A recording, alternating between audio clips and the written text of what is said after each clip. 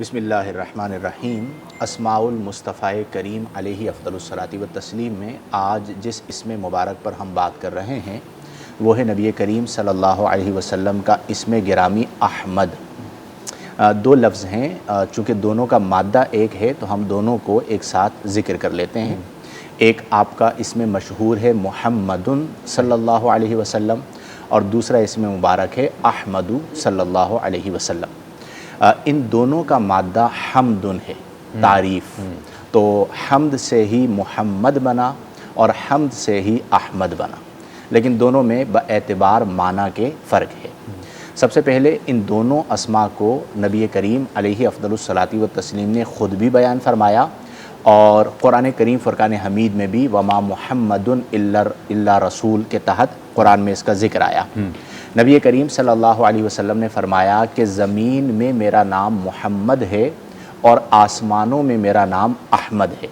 اور ایک حدیث مبارکہ میں آپ نے ارشاد فرمایا کہ انا محمد و احمد، کہ میں محمد صلی اللہ علیہ وسلم ہوں اور میں احمد صلی اللہ علیہ وسلم ہوں۔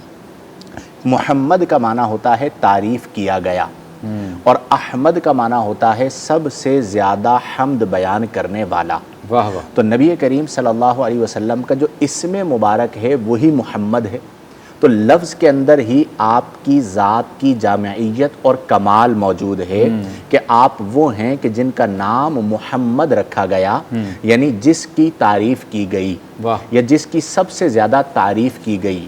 تو نبی کریم صلی اللہ علیہ وسلم کے اس اسم مبارک کی جو وجہ تسمیہ ہوتی ہے کہ یہ نام کیوں رکھا گیا، وہ مفسرین نے یہ لکھی کہ آپ محمد اس لیے ہیں کہ لما حمدہ الاولون والآخرون، کہ آپ کو محمد اس لیے کہا گیا کہ آپ سے پہلے جو گزرے انہوں نے بھی آپ کی تعریف کی، والآخرون، اور جو آپ کے بعد قیامت تک آئیں گے وہ بھی آپ کی تعریف کریں گے۔